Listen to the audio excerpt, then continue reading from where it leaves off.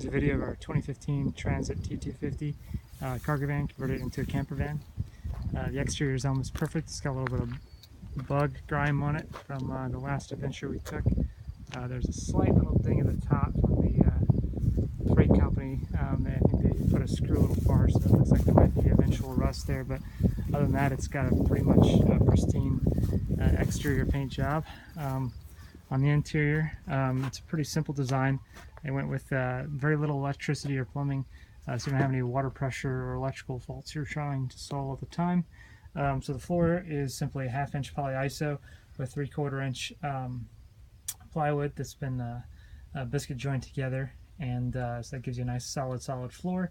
And then it's got a nice sheet vinyl on top with that wood fake finish, and that goes almost all the way to the back. There's only a few seams in the very back, so that makes it really easy to clean and very durable. The cooler here is an off-brand Yeti. It's called a Grizzly, with 2 1-gallon frozen water bottles you get for like $1 at Walmart. That'll last you for about over a week on the road, or you can just use bag ice or block ice. The kitchen we maximized by getting a 1 inch thick solid hardwood butcher block, and then we just did a little bit of poly and then cut it a little bit less from full length, and then added of 25 inches, and then added that little excess piece on the backsplash there. And then we used a little bar top sink, and then recently upgraded the faucet to a larger diameter one, so it flows a little more smoothly and doesn't just shoot the water out like a jet. And then you have there a little soap dispenser in the back that you can refill pretty easily from the back. So the water is quite simple, no pressure. It just has a foot pump down here, and then you have 6-gallon water tanks. 2 are the clean fresh water. Those are BPA-free plastic water containers designed for the application, along with a gray water wastewater, and that just comes right down obviously from the sink drain. So all you see is you got in here a little stiff tube to make sure that you're just pulling water from the bottom, and then it goes into a flexible tube which then goes into your pump. So all I have to do is press that down, and voila, you have water. It's easy to do when you're standing, obviously, and it works pretty well. It's up to 4 gallons a minute, and it's, they're quite popular on boats. Inside the kitchen, you have these little sliders that I've added felt on the back side, so they're nice and quiet, so they don't shake too much when you're driving. You have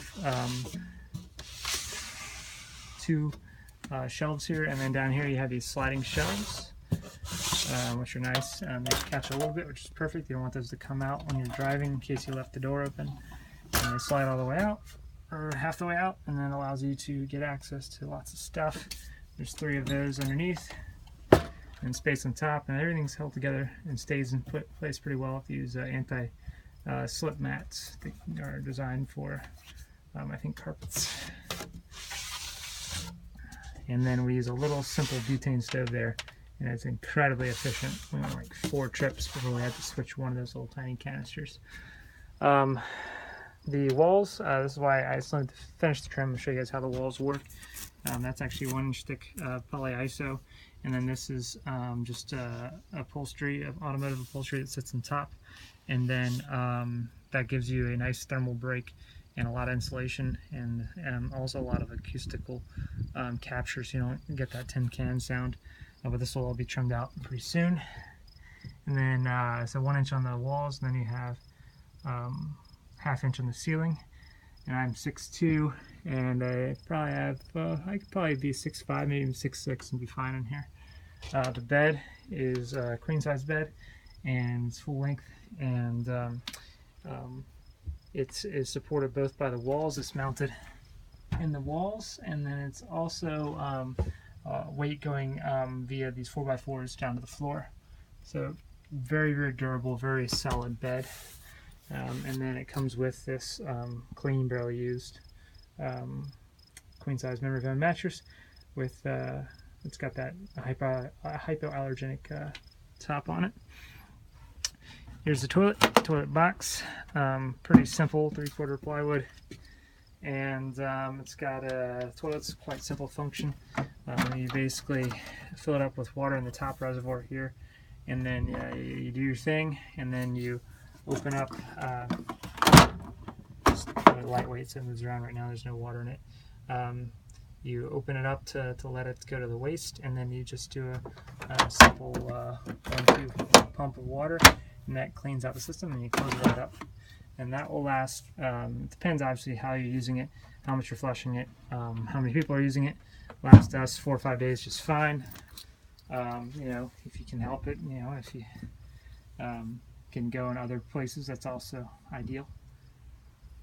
Not too much else up here. You have the carbon monoxide sensor there. You have these nice little LED push lights. They're quite bright and very nice. They're the second version we've used, and we like these a lot more than the first. Simple little, I call it a tiny medicine cabinet. You can call it whatever you want. Nice little mirror there.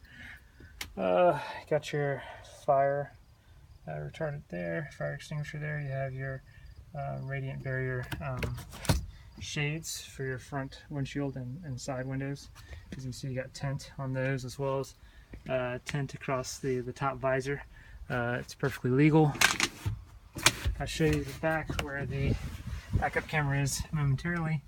It's a very dark screen due to a lot of reflection here, but it works very well unless it's a super bright sunny day like it is today. And as you can see, it's looking right out the back door, and I have the back doors open, and that thing will actually run while you're in drive and reverse. And it's a 7-inch screen, so it's much larger than other backup cameras on the market. And you can simply unplug it, and it cuts itself off, so you don't have to worry about anything burning through the battery. That's about it. I'll walk to the back to show you the camera. So the backup camera is actually a knockoff. It's the same exact, probably made the same exact market battery. It's got a little bit of spider webs on it right now, but you can see it just fits right into the socket of the upper tail light. And there's your garage space, as they call it. Quite spacious, and you can fit a lot down there. We just haven't gone and spent too much time optimizing it, but you just use clear plastic containers. And that's about it.